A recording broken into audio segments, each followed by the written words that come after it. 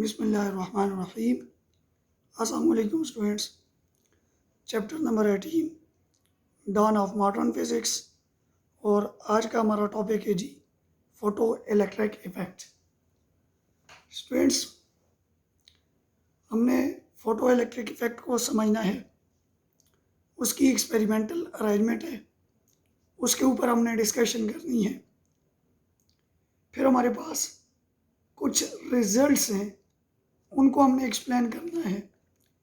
फिर कुछ फीचर्स हैं हमारे पास, उसके ऊपर डिस्कशन होनी है। और लास्ट में हमने आइंस्टाइन की इक्वेशन को यहाँ पे एक्सप्लेन करना है for photo electric effect. Construction के ऊपर बात की जाए तो एक हमारे पास ट्यूब है, एवैक्यूएटेड ग्लास ट्यूब है। उसमें 2 इलेक्ट्रोड्स हैं, एक को हमने कैथोड का नाम दिया और दूसरे को हमने एनोड का नाम दिया है। उन दोनों को हमने बैटरी के साथ अटैच किया है और बैटरी को हमने आगे जाके उसमें हमने वोल्टेज सोर्स भी लगाया है और हमने गैल्वानोमीटर भी अटैच किया है। 2 टर्मिनल्स हैं, एक हमारे पास नेगेटिव टर्मिनल है और दूसरा हमारे पास पॉजिटिव टर्मिनल है। गैल्वानोमीटर की जगह हम एमीटर को भी यूज़ कर सकते हैं। और ये हमारे पास वोल्टेज सोर्स आ गया, वोल्ट मीटर नहीं है, हमने यहाँ पे वोल्टेज सोर्स रखा हुआ है। सबसे पहले हम ये समझेंगे, और सेकेंडली ये आपको नज़र आ रहा हो तो ये हमारे पास इंसिडेंट लाइट है कि हम लाइट को इंसिडेंट करवाते हैं। तो फोटो इलेक्ट्रिक इफेक्ट क्या होता है, जिस टाइम पे सूटेबल फ्रीक्वेंसी की लाइट को, ये बात याद रखनी है, मैं वर्ड यूज़ कर रहा हूँ सूटेबल फ्रीक्वेंसी। सूटेबल फ्रीक्वेंसी की लाइट को मेटल की सरफेस के ऊपर जिस टाइम फॉल करवाया जाता है तो हमारे पास उस मेटल की सरफेस में से इलेक्ट्रॉन इमिट होते हैं। ये जो प्रोसेस होता है जिसमें हमारे पास सूटेबल फ्रीक्वेंसी की लाइट को इंसिडेंट करवाने की वजह से जो हमारे पास इलेक्ट्रॉन इमिट होते हैं, इसको हम फोटो इलेक्ट्रिक इफेक्ट का नाम देते हैं। और जो इलेक्ट्रॉन इमिट होते हैं उसे हम किसका नाम देते हैं जी, फोटो इलेक्ट्रॉन्स का नाम देते हैं। नाम है जी फोटो इलेक्ट्रिक। फोटो निकला है फोटॉन से और इलेक्ट्रिक निकला है हमारे पास इलेक्ट्रॉन से। तो अगर हम इसको डिफाइन करें तो हम इस तरह करेंगे, when light of suitable frequency fall on the metal surface electrons are emitted, then the phenomena is known as photoelectric effect and the emitted electrons are called photoelectrons। और ये बात याद रखनी है, जो फ्रीक्वेंसी है हर तरह की फ्रीक्वेंसी नहीं होगी, बल्कि एक ख़ास किस्म की हमारे पास इसकी सूटेबल फ्रीक्वेंसी होगी। फिर इसकी एक्सपेरिमेंटल अरेंजमेंट्स में जो कंस्ट्रक्शन में मैं ऑलरेडी एक्सप्लेन कर चुका हूँ कि 2 इलेक्ट्रोड्स हैं, बैटरी के साथ हमने अटैच किए हुए हैं थ्रू गैल्वानोमीटर।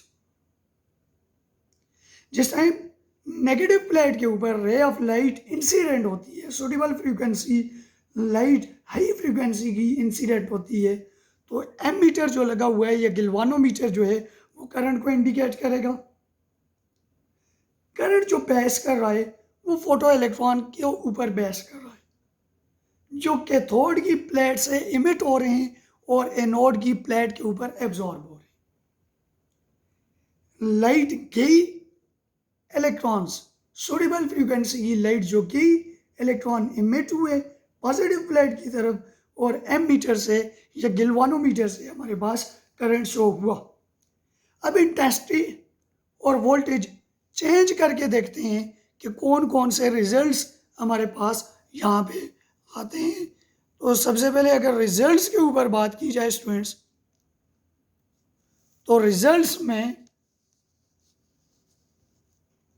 हमारे पास सबसे पहले हम रिजल्ट में क्या करेंगे, इंटेंसिटी, रेडिएशन की इंटेंसिटी को चेंज करेंगे लेकिन फ्रीक्वेंसी को कांस्टेंट रखेंगे। तो हम ये देखेंगे कि जिस टाइम हमने इंटेंसिटी को चेंज किया तो हमें ये पता है इंटेंसिटी को चेंज करने के लिए जो वोल्टेज सोर्स होता है उसे करीब करते हैं ताकि इंटेंसिटी हमारे पास क्या करे जी, इंक्रीज करे। 3 डिफरेंट इंटेंसिटीज मैंने ली हुई है, I1, I2, I3। इस साइड पे करंट है और ये वाली साइड हमारे पास वोल्टेज को रिप्रेजेंट कर रही है। इंटेंसिटी इंक्रीज करेगी तो करंट भी इंक्रीज करेगा। इसमें 2 बातें याद रखनी है जो आगे जाके हमने एक्सप्लेन करना होगा। एक होगा जी हमारे पास सैचुरेटेड करंट और दूसरा होगा हमारे पास स्टॉपिंग पोटेंशियल।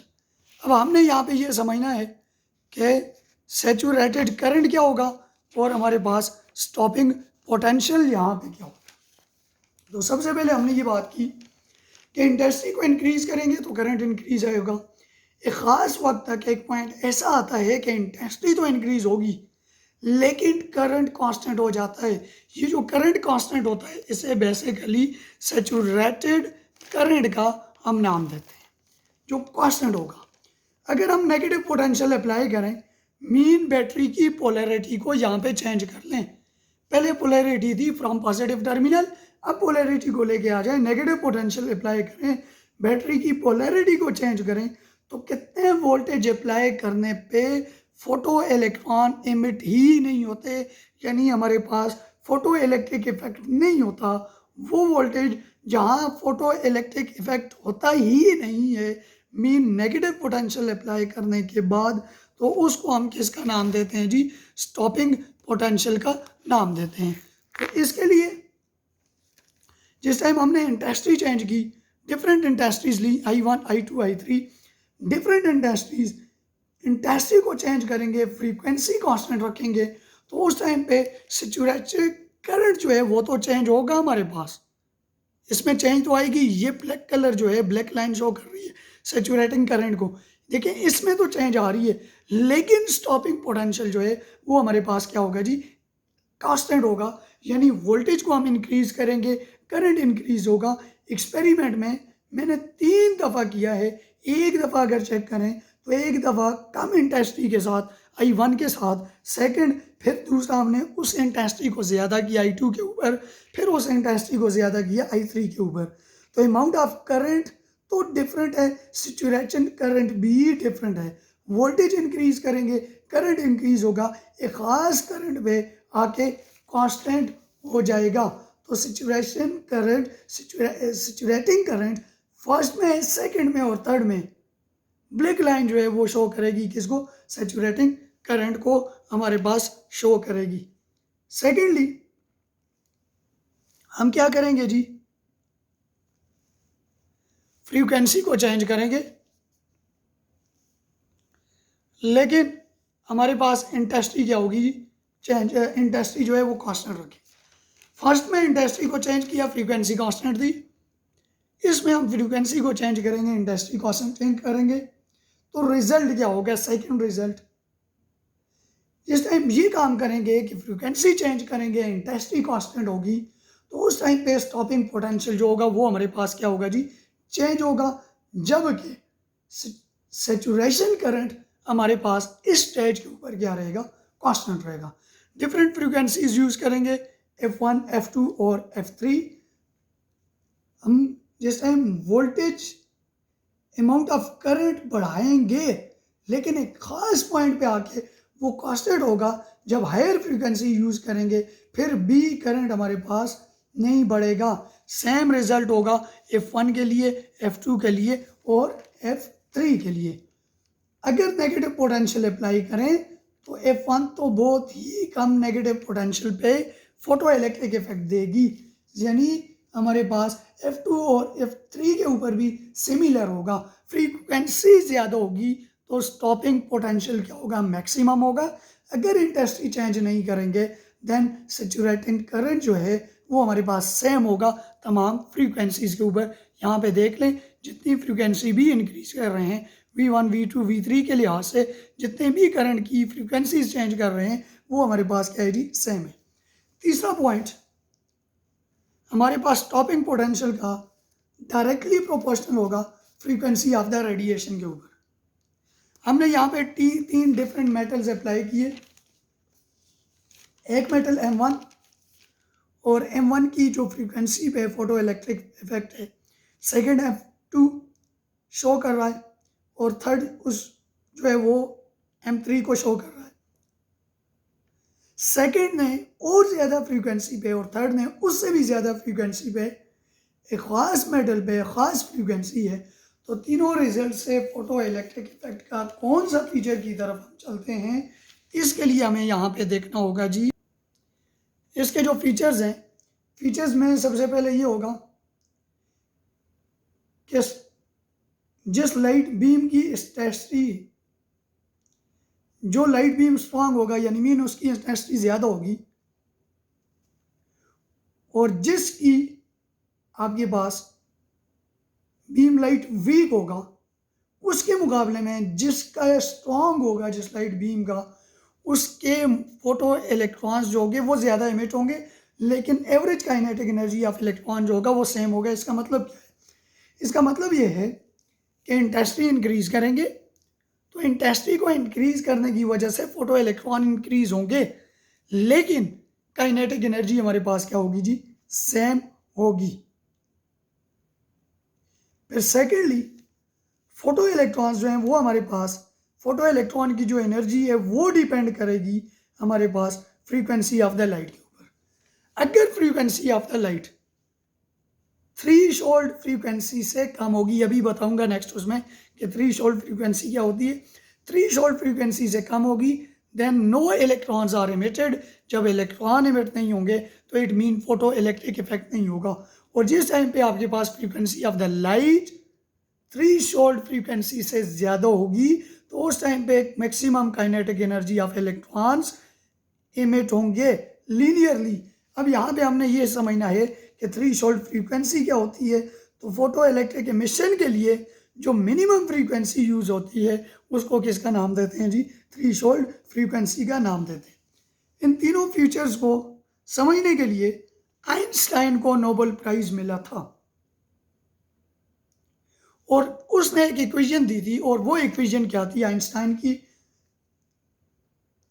आइंस्टाइन ने अज्यूम किया था कि beam of light conserves of quanta called photon, यानी उसने जब लाइट को मेटल सरफेस पे फॉल किया जाता है, उसने ये बात बोली थी, तो फोटॉन मेटल में से इलेक्ट्रॉन के साथ इंटरेक्ट करते हैं। ये इंटरेक्शन कोलिजन की तरह होता है जिसमें एनर्जी कंजर्व होती है। फोटॉन अपनी तमाम एनर्जी इलेक्ट्रॉन्स को ट्रांसफ़र करते हैं। इलेक्ट्रॉन्स को इमिट होने के लिए कम से कम जो एनर्जी चाहिए होती है उसे हम वर्क फंक्शन कहते हैं। फॉर एग्जांपल मेटल सरफेस के ऊपर 2 इलेक्ट्रॉन्स, लेट्स से मैं ये कहता हूँ यहाँ पे 2 इलेक्ट्रॉन्स प्रेजेंट है और ये मेरे पास इसके ऊपर 2 एनर्जी पैकेट्स आ रहे हैं। एक पैकेट एक इलेक्ट्रॉन और दूसरा पैकेट दूसरा इलेक्ट्रॉन जो है वो एब्जॉर्ब कर रहा है, और एब्जॉर्ब करने के बाद बाहर आ रहा है, लेकिन उनकी काइनेटिक एनर्जी ज़्यादा नहीं होगी। अगर 5 पैकेट्स आ जाएं और मेरे पास नंबर ऑफ इलेक्ट्रॉन्स जो हैं वो भी 5 हो जाएं तो हर इलेक्ट्रॉन एक पैकेट को एब्जॉर्ब करेगा, बाहर आएंगे, लेकिन उनकी काइनेटिक एनर्जी इंक्रीज नहीं होगी। हाँ, ये होगा कि अगर मेरे पास इस तरह के पैकेट्स आ जाएं, पहले अगर 3 सेकंड में एक पैकेट आता था, अब 3 सेकंड में 3 पैकेट्स आएंगे, तो उस टाइम पे आपके पास मैक्सिमम फोटॉन एब्जॉर्ब करेंगे, देन उसकी काइनेटिक एनर्जी क्या होगी? हमारे पास ज़्यादा होगी, इंटेंसिटी ज़्यादा होगी, then number of photo electron क्या होंगे? ज़्यादा होंगे। लेकिन फ्रीक्वेंसी इंक्रीज करेगी तो इलेक्ट्रॉन की काइनेटिक एनर्जी इंक्रीज करेगी। इसी पे उसको नोबेल प्राइज़ मिला था और उसने एक मैथमेटिकल इक्वेशन दी थी। मैथमेटिकल इक्वेशन थी जी, quantum energy is equal to work required, quantum energy is equal to work required to drag out electron from metal surface plus kinetic energy. Quantum energy हमारे पास h nu is equal to phi naught plus kinetic energy. phi naught जो है वो हमारे पास work function है और इसकी जो unit है वो हमारे पास जूल या हमारे पास इलेक्ट्रॉन वोल्ट है। इसको हम ये भी कहते हैं it is the characteristics of the surface of the metal is used. फिर एच न्यू जो है ये हमारे पास इक्वल हो जाएगा एच न्यू नॉट प्लस हमारे पास आ जाएगी जी एच न्यू नॉट प्लस इसके लिए आ जाएगी जी हमारे पास काइनेटिक एनर्जी। तो एच न्यू नॉट को दूसरी साइड पे शिफ्ट करें तो kinetic energy is equal to h nu minus h nu nought हमारे पास आ जाएगा। Then kinetic energy is equal to h common ले पीछे आ जाएगा न्यू माइनस न्यू नॉट और न्यू हमें पता है इक्वल होता है सी बाई लेमडा के। तो H into C by lambda minus C by lambda naught. C को कॉमन लिया तो kinetic energy is equal to H C into 1/λ minus 1/λ naught. तो ये दोनों जो इक्वेशंस हैं ये हमारे पास आइंस्टाइन की फोटो इलेक्ट्रिक इक्वेशंस हैं। स्टूडेंट्स इससे रिलेटेड कोई क्वेश्चन भी हो तो आप मुझसे पूछ सकते हैं। थैंक यू, अल्लाह हाफिज़।